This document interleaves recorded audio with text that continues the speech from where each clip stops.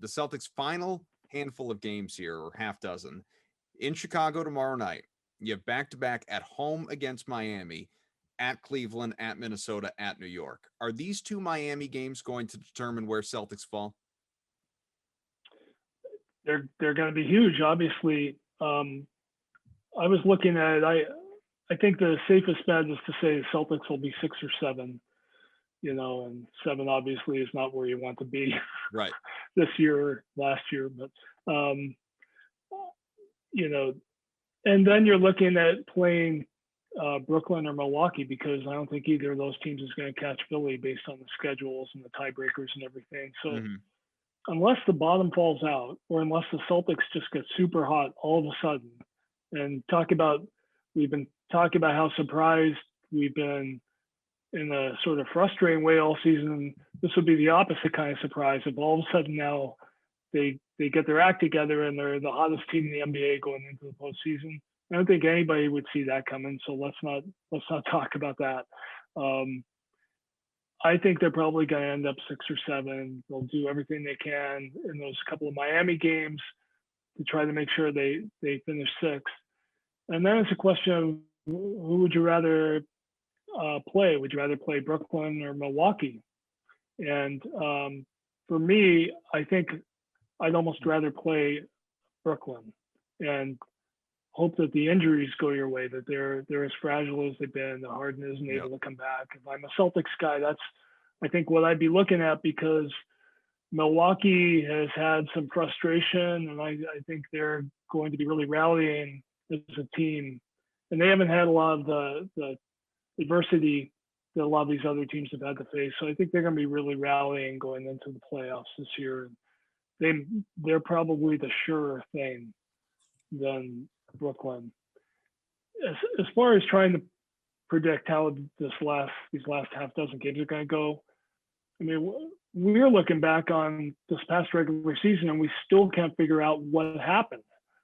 So I don't know how we're going to be able to predict what's going to happen over this I mean, that 6-game win streak wasn't that long ago. It was only about a month ago, and then obviously all of a sudden they lose 4 out of 5. But since then they've won out 3 out of 4. It's just, they're up and down. I don't know what you think, Evan. I agree with what you said, Ian, as far as trying to project ahead of the playoffs and who you'd rather face. It's not because I think Brooklyn's an easier out than Milwaukee. I certainly don't. I think overall they're a more talented team, but they're so top heavy and care so little about defense that, if the Celtics were to get hot offensively, it just becomes a shootout. It becomes a situation where you're trying to outscore the Nets. No easy task, especially if Harden is out there, and that's a huge unknown, like you said, but you're trying to outscore the Nets and hoping that you can crack down ever so slightly defensively on them, because at least you have the right mindset on defense, whereas they don't. When it comes to the Bucks, I think that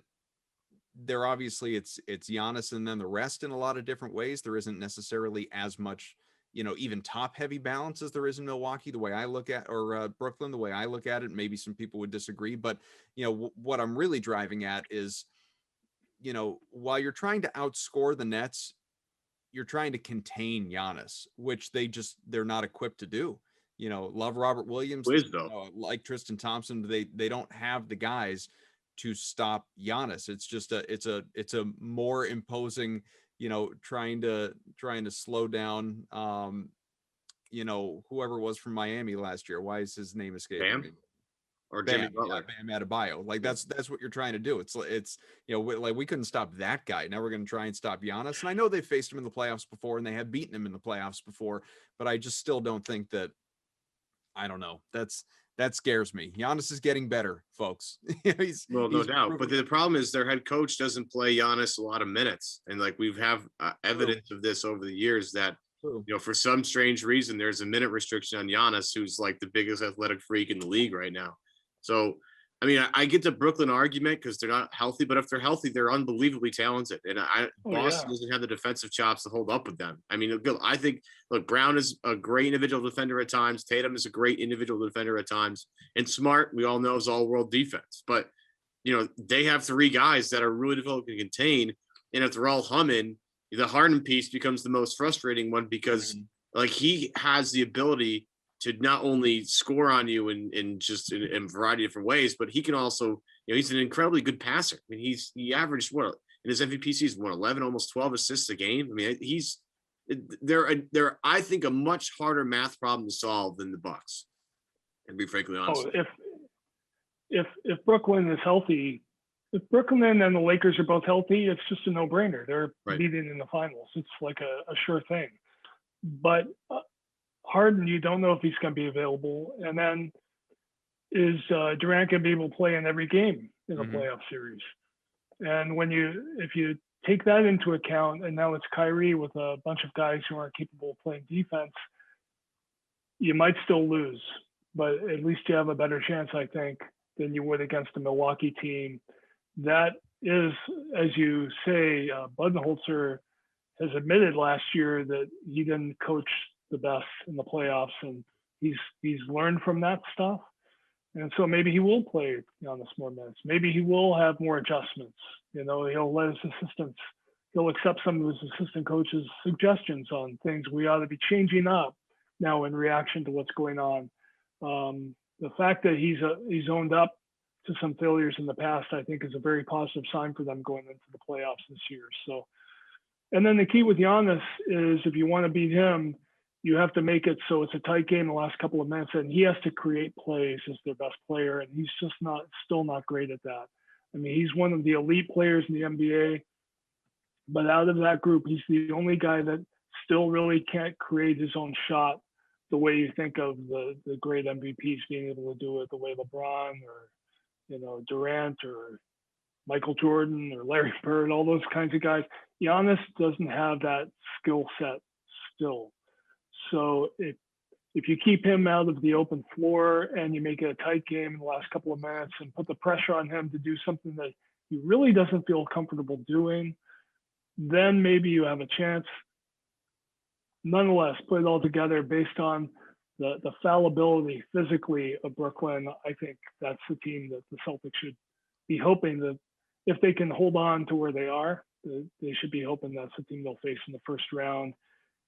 Knowing that they'll be underdogs, but maybe things break their way and they have a chance.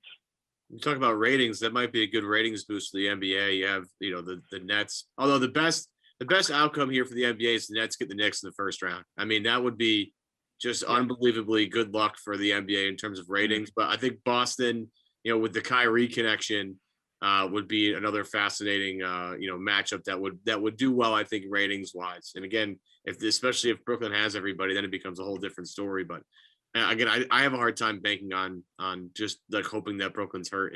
But to your point, Ian, if you're going to grab Brooklyn at any point in the playoffs, get them first when they're not, there might, Harden's coming off that injury, a little rusty. There might be a little miscommunication. The chemistry might not totally be there.